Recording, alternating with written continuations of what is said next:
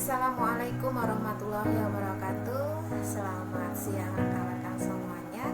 Jadi dalam kesempatan kali ini saya akan mencoba membahas terkait sistem hormon. Meskipun saya yakin lah ya, di antara kita sudah tidak ada istilah asing lagi ya dengan sistem hormon.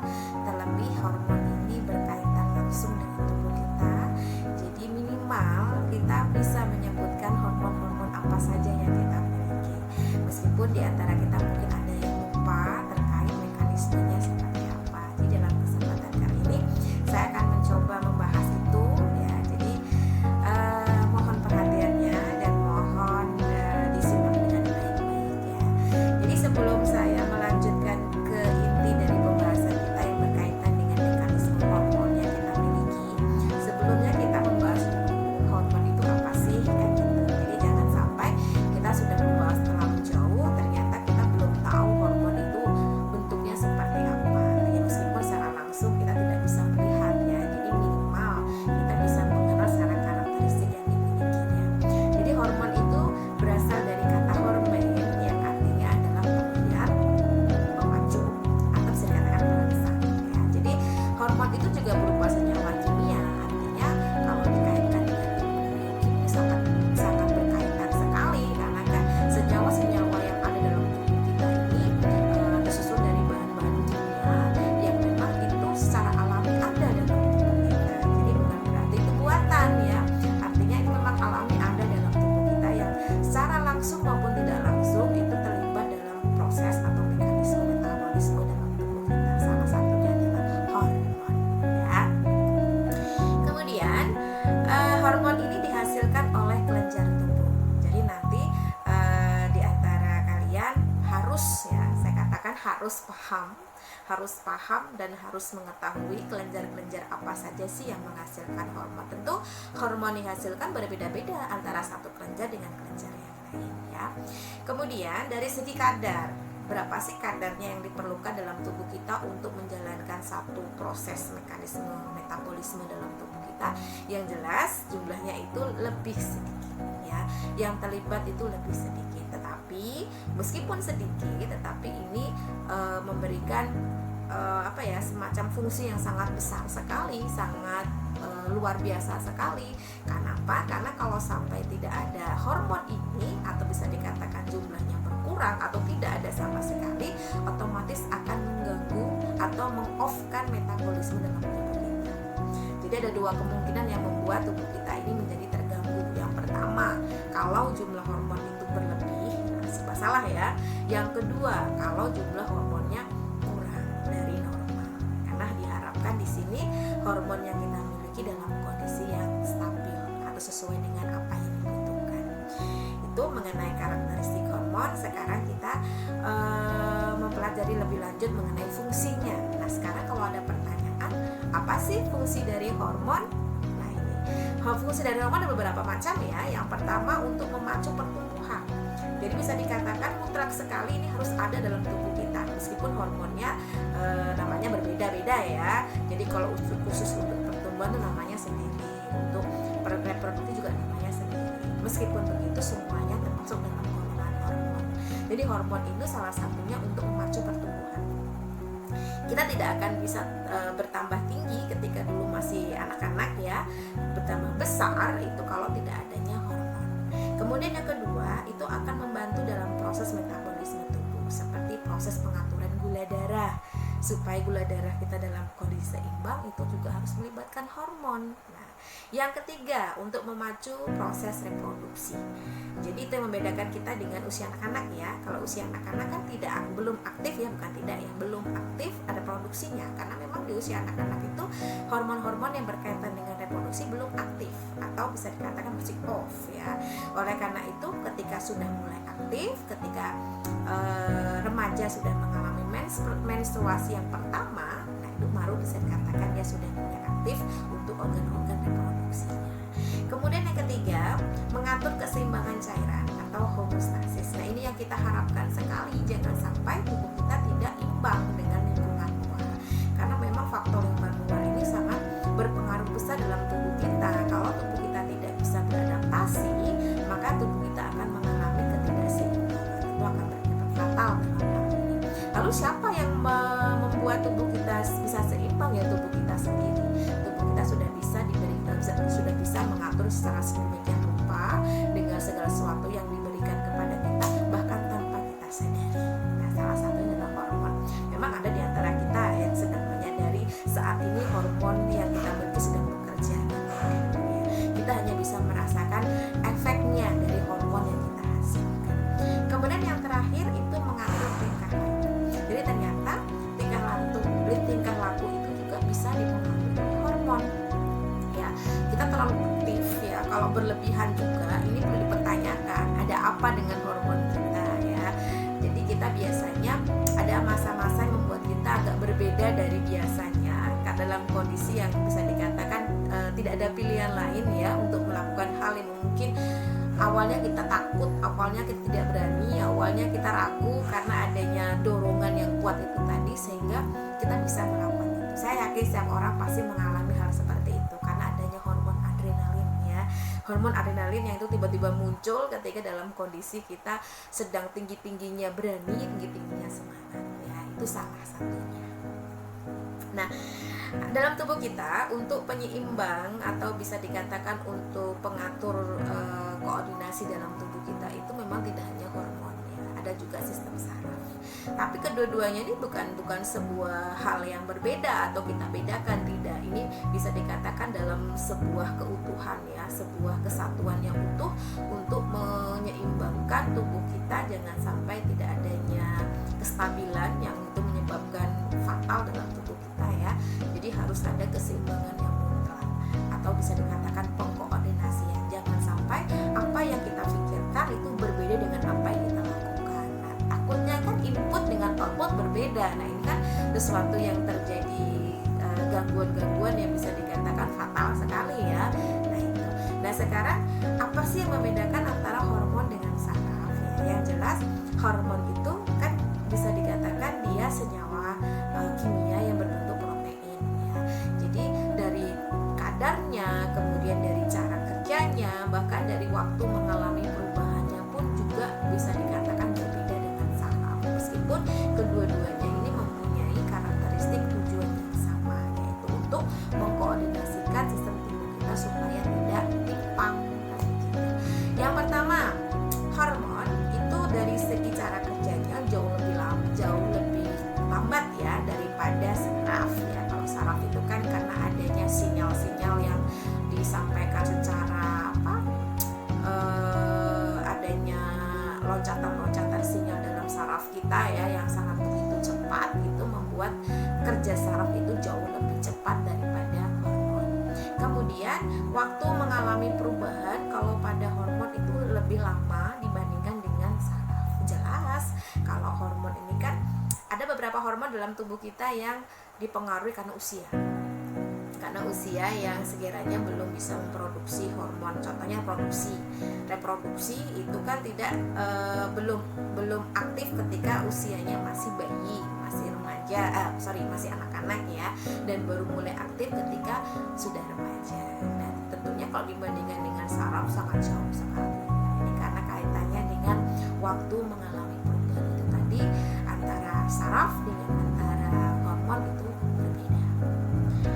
Oke, tadi saya sudah menyebutkan di awal bahwasanya hormon itu dihasilkan oleh kelenjar dalam tubuh kita ya.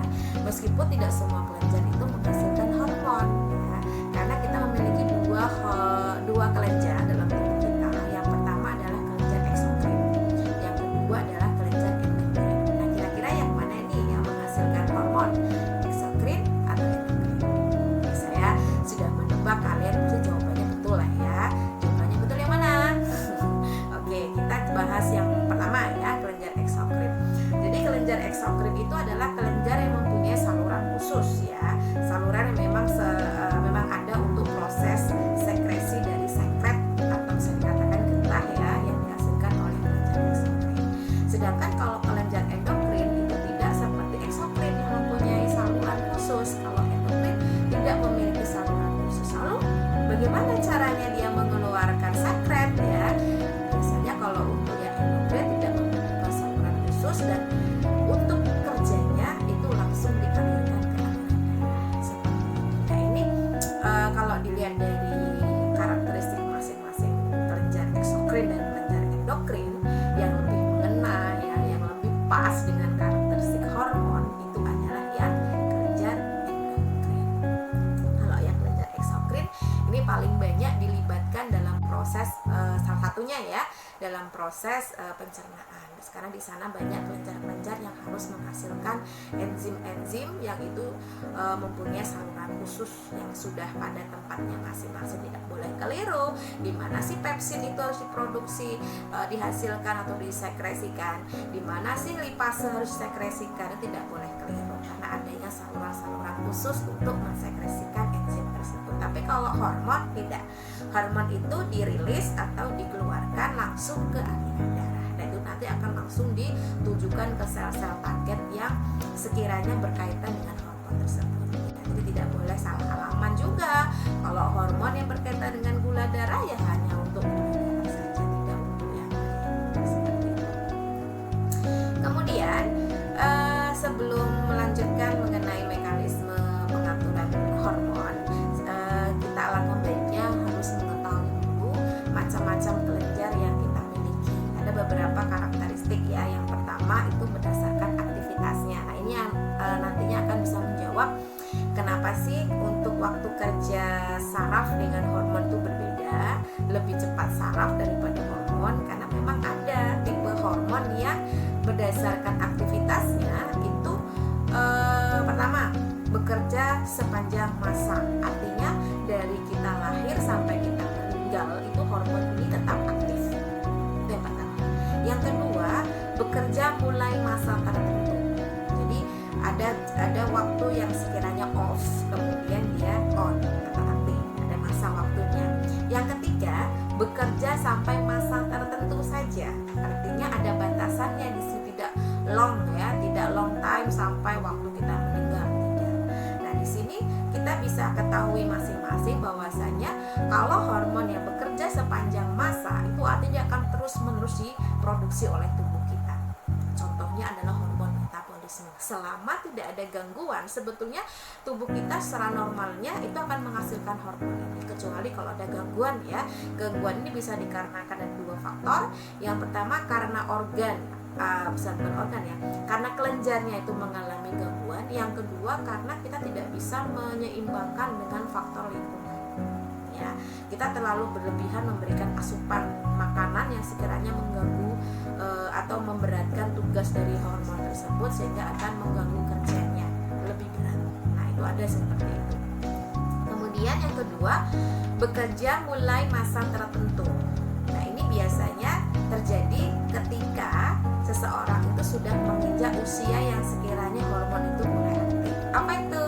Nah itu biasanya terjadi pada remaja ya, yang melibatkan hormon-hormon reproduksi. Jadi kita kenal dengan istilah pubertas. Jadi pubertas ini terjadi ketika masa usia remaja yang siap, hormonnya sudah mulai aktif untuk hormon reproduksinya, yang ditandai dengan menstruasi kalau pada perempuan, sedangkan kalau laki-laki mengalami yang namanya mimpi basah ya kan, dimana akan terjadi proses perkembangan atau diferensiasi sel-sel pada organ reproduksi. Ini waktu yang tepat dikatakan seseorang itu sudah mengalami dewasa dalam arti sudah mengalami kematangan organ-organ reproduksi. Yang ketiga ini bekerja sampai pada masa tertentu, artinya ada expirednya ya, atau ada masa limitnya. Di sini bisa dikatakan ternyata hormon pertumbuhan itu termasuk bekerja pada masa tertentu saja ya. Misalkan nih hormon pertumbuhan itu bisa dikatakan dia hanya bisa aktif itu pada usia 0 sampai 17 tahun saja. Jadi kalau mau ingin memperbaiki postur tubuh ya supaya tinggi atau mungkin supaya tumbuh dengan baik, itu masa-masa yang paling tepat itu adalah usia 0 sampai 17 tahun. Kenapa? Karena pada usia ini hormon pertumbuhannya masih diproduksi dengan baik ya. Kalau sudah lebih dari itu ya tentu saja akan mengalami perubahan yang besar. Bisa dikatakan sudah tidak aktif lagi ya. Untuk macam-macam kelenjar, kita memiliki banyak kelenjar-kelenjar. Insya Allah nanti bisa dilihat pada gambar ya.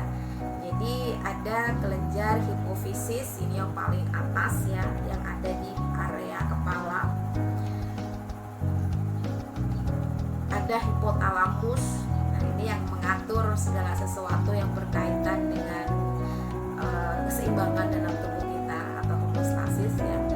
Ada kelenjar pineal ya, ada kelenjar hipofisis, ada kelenjar tiroid, ada kelenjar paratiroid, ada kelenjar timus, adrenal. Nah ini yang saya sebutkan tadi ya, yang menghasilkan hormon adrenalin. Kemudian ada Langerhans pada pankreas. Ada yang tahu ini menghasilkan hormon apa? Cari ya.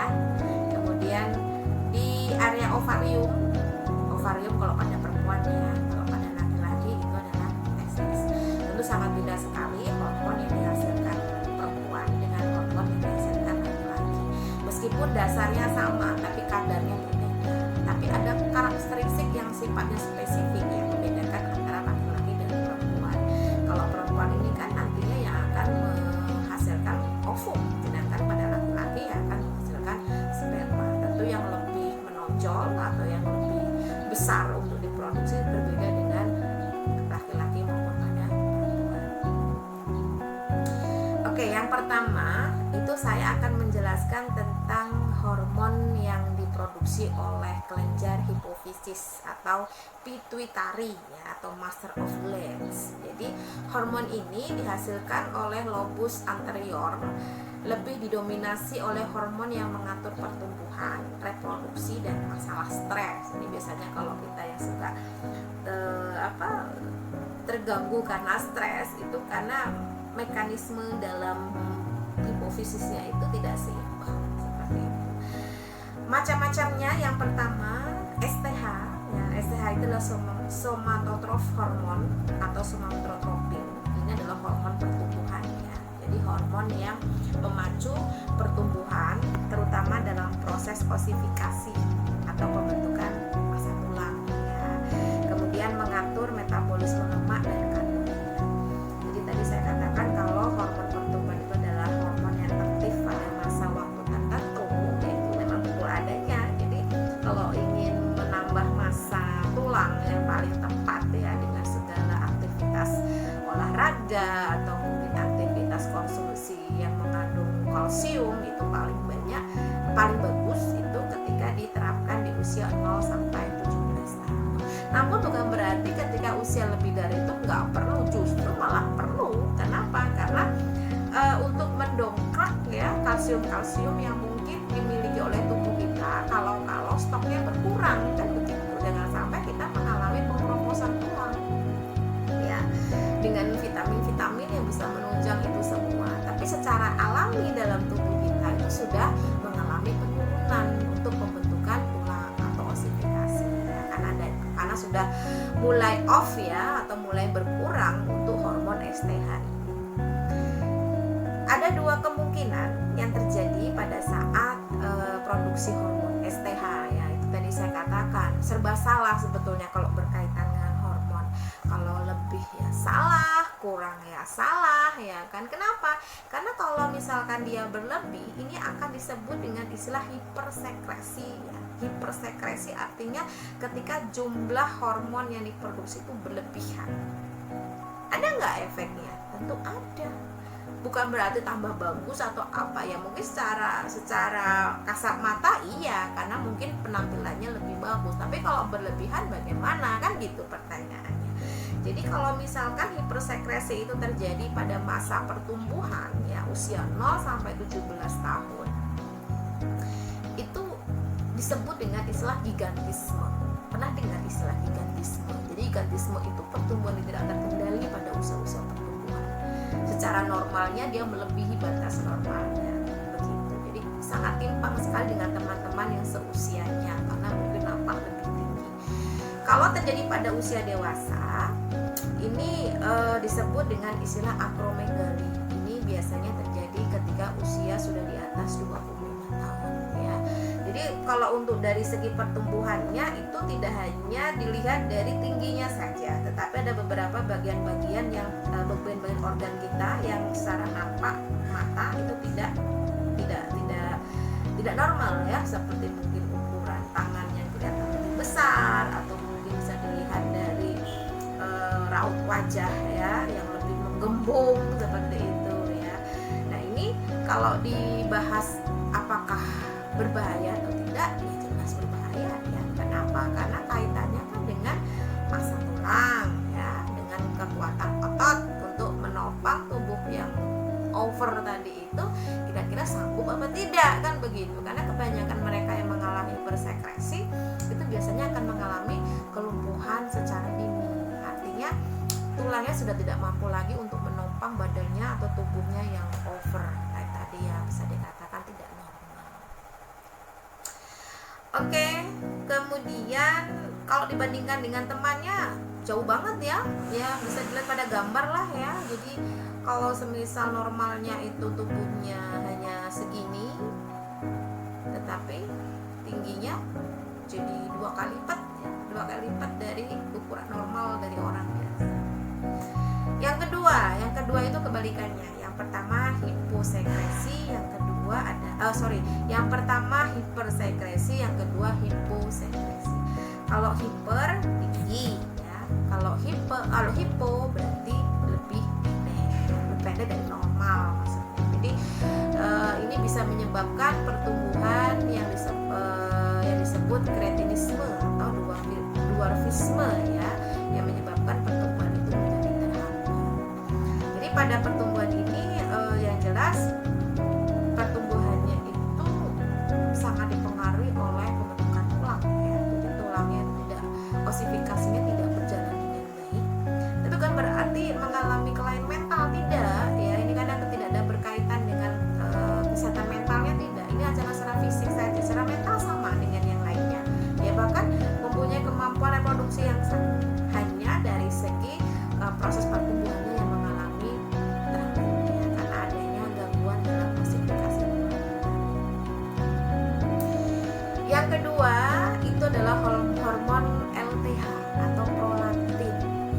Jadi hormon prolaktin ini berkaitan dengan apa? Masih ingat? Ini pada perempuan ya. Jadi dia merangsang kelenjar mamai atau kelenjar susu untuk menghasilkan air susu ya. Jadi dia terjadi pada proses kehamilan ya. Karena kalau tidak hamil maka dia tidak akan terbentuk. Itulah kenapa biasanya ibu hamil itu secara otomatis tubuhnya akan menyesuaikan dengan hamilnya, dengan salah satunya itu mengeluarkan hormon prolaktin. Ini yang menyediakan asupan nutrisi untuk bayinya ya. Jadi lengkap ya, bayi lahir langsung lengkap dengan makanannya. Oleh karena itu kan tidak boleh ya ketika bayi yang seharusnya di usia ASI itu diberikan makanan-makanan pendamping yang belum usianya. Itu sangat berbahaya karena organ-organ dalam tubuhnya itu masih sangat minim ya fungsinya, jadi belum bisa berfungsi dengan baik atau bisa dikatakan masih lunak. Kemudian yang kedua itu memacu ovarium untuk menghasilkan hormon estrogen dan progesteron. Jadi pada organ glandula mammae ini prolaktin secara spesifik mensimulasi sintesa DNA ya, dan proliferasi sel epitel, sintesis protein susu, kasein dan laktalbumin, asam lemak dan makrasa. Mekanisme kerja prolaktin. Jadi kalau diantara kita mungkin pernah beranggap ya, semoga anggapan itu keliru dan tidak tepat di pemikiran kita, karena biasanya untuk merubah anggapan itu sulit ya, meskipun kenyataannya salah. Kalau anak tidak mau menyusu itu bukan berarti si ibu berhenti begitu saja, karena harusnya ada timbal balik yang sangat bagus banget di sini. Jadi ketika ASI belum keluar pada saat pasca melahirkan itu bukan berarti ibu tidak mampu menghasilkan susu atau ASI tidak. Jadi perlu ada kerjasama antara si bayi dengan si ibu. Jadi semakin sering si ibu memberikan air susunya kepada anaknya, maka akan terjadi proses bisa dikatakan timbal balik yang baik ya, timbal balik yang positif. Kenapa? Karena hisapan dari si bayi ini bisa dikatakan sebagai rangsangan untuk ibu memproduksi hormon prolaktin. Nah ini, jadi jangan dijadikan alasan ketika tidak menyusui anaknya gara-gara ASInya tidak keluar. Itu menandakan kalau si ibu tidak mau berusaha tetap menyusui meskipun belum keluar. Itu hanya 1, 2, 3 hari, setelahnya pasti otomatis akan keluar ya. Itu tidak boleh menjadikan alasan, karena secara alami begitu. Ada respon positif ya antara si bayi dengan si ibu. Jadi kalau dalam bahasa ilmiahnya ini disebut dengan istilah umpan balik positif ya. Semakin sering dihisap oleh si bayi, maka akan semakin banyak susu atau ASI yang dihasilkan oleh ibu. Jadi tubuh ibu akan tahu, akan memahami lebih lanjut si anak ini butuh susu atau ASINya berapa banyak. Dia akan menyesuaikan dengan sendirinya.